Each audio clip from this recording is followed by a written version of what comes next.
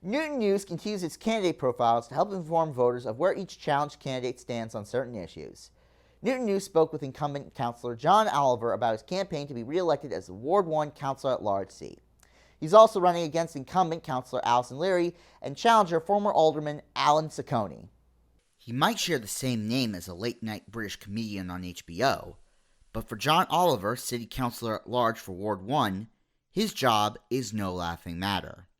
Oliver was elected as City Councilor at Large in a special election this year, and now he says that he is elated to finally get the chance to go out and campaign for the regular election season.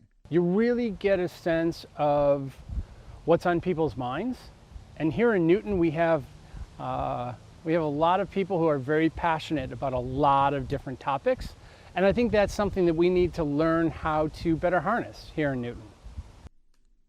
Oliver first moved to Newton in 2003, and since then he has been an active member of the city's community. A word that Oliver says best describes his campaign and his work in the city council is engagement, not just in engaging in voters to go to the polls, but also to engage with city council policy and their ideas. One project he has engaged with voters on is the location of the new Cal Senior Activities Building. Oliver has heard from constituents that the best place to put the building would be in a city center, as opposed to the open field where it would originally plan to be. I think that building New Cal, or in its current location, rebuilding it in the heart of Newtonville, I think is a fantastic place for that structure. I think that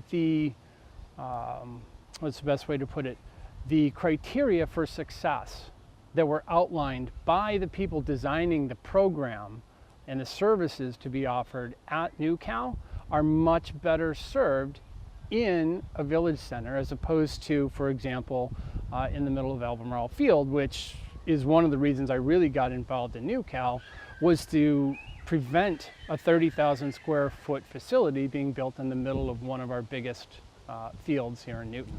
Oliver is not just engaging with Newtonians, though. As a resident of Ward 1, he understands how the villages of Nonantum and Newton Corner sit right next to the cities of Boston and Brookline. And because of that, Oliver says that there must be an effort to supercharge village centers to entice neighbors to come on over and either enjoy what these hubs have to offer or even start new businesses and ventures, like Mita in Newtonville. Vibrant Nonantum, in my opinion, looks a lot like what we have going on, but a little bit larger. I can totally see how a 2, maybe a 3-story building, or buildings along perhaps Adams and Watertown make a lot of sense, but I want to see us retain that fun, that excitement, those areas where people want to come to visit. I want to see unique restaurants. I want to see cafes. I want to see Nonantum become the best version of itself. When it comes to the issue of climate change, Oliver is in favor of using whatever is possible in order to lessen the impact, including transitioning to electric power apparatuses in Newton homes. However, the city councilor does note that it is not as simple as the council demanding that the people give up their gas stoves.